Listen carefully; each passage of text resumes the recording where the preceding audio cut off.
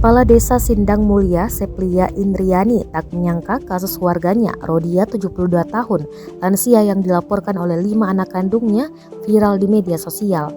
Padahal, sejak ia mengetahui seluk-beluk permasalahan, pemerintah desa atau Pemdes telah sering berupaya melakukan pendekatan agar kasusnya tak perlu dilaporkan ke ranah hukum.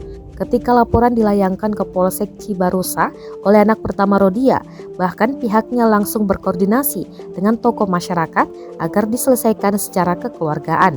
Namun 5 orang anak kandung Rodia malah melaporkan masalah tersebut ke Polres Metro Bekasi sehingga pihaknya kini tak bisa berbuat banyak.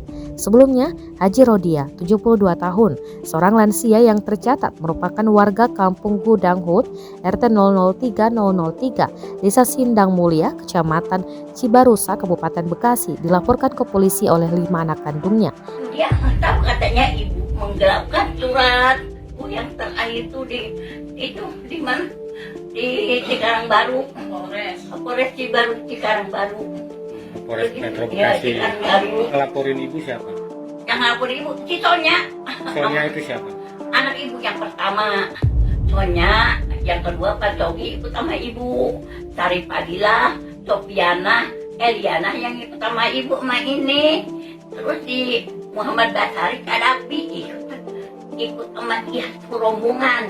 Laki 3, perempuan 2. Berarti 5 orang anak ibu melaporkan ibu ke polisi. 5 orang, anak semua 8. Yang ngelaporin 5 orang. 5 orang. Tuh yang sama ibu grup 3 orang. Yang ikut sama ibu 3. Iya. Atas apa katanya ibu dilaporin katanya menggelapkan. Menggelapkan surat. Dan surat itu digadein sama ibu.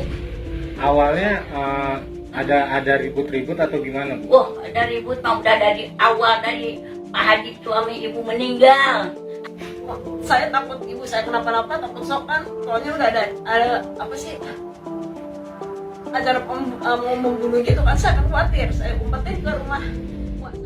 Rodia dituduh oleh anaknya melanggar pasal 372 KUHP tentang penggelapan dan atau pasal 385 KUHP tentang kejahatan yang berkaitan langsung dengan kepemilikan tanah karena dianggap menggadaikan surat tanah warisan.